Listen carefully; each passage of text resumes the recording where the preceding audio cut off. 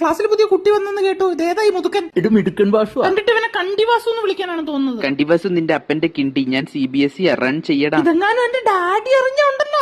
പെണ്ണ് കാണാൻ പോയിട്ട് എന്താ ഒന്നും പറയണ്ട ചേട്ടാ. ഈ പെണ്ണൊപ്പം തന്നെ പറഞ്ഞു നിങ്ങൾ മെലിഞ്ഞിട്ടാ, ഞാൻ സാമാന്യം നല്ല തടിയുള്ള ആളെയാ നോക്കണേന്ന്. ഞാൻ അപ്പം തന്നെ മുണ്ടഴിച്ചിട്ടു. അതെന്തിന്? അവള് സാമാന്യം എന്ന് പറഞ്ഞത് ഞാൻ കേട്ടത് സാമാന്യം. അതെ, അവളവിടെ നിപ്പുണ്ട്. എന്റെ പേരിൽ നക്കന്നത്ത ആ കേസും കൂടെ കൊടുത്തിട്ടുണ്ട്. നമസ്കാരം. നിങ്ങൾക്കറിയാമോ, 1ാം ക്ലാസ് മുതൽ റിട്ടയർ ആവുന്നത് വരെ സ്കൂളിൽ പോകുന്ന കുട്ടികളെ വിളിക്കുന്ന പേരാണ് ടീച്ചേഴ്സ്. എന്തേ ശരിയല്ലേ? അതുപോലെ തന്നെ ഈ ഫയർഫോഴ്സിന്റെ ഫയർ ട്രക്ക് എന്ന് പറയുന്നത് ശരിക്കും ഒരു വാട്ടർ ട്രക്ക് അല്ലേ? അതിന്റെ ഉള്ളിൽ വെള്ളമല്ലേ അവർ കൊണ്ടുപോകുന്നത്? അതുപോലെ തന്നെ ഗർഭിണികളെ അല്ലേ ശരിക്കും ഒരു ബോഡി ബിൽഡർ എന്ന് വിളിക്കേണ്ടത്? കാരണം അവർ വയറ്റിൽ ഒരു ബോഡി ബിൽഡ് ചെയ്തുകൊണ്ടിരിക്കുകയല്ലേ? നിങ്ങൾ മയങ്ങുകയാണ്. നിങ്ങൾ ഇപ്പോൾ 1ാം ക്ലാസ്സിൽ 2ാം ബെഞ്ചിൽ ഇരിക്കുന്നു. എന്തു ചെയ്യുന്നു? അപ്പിയിടുന്നു.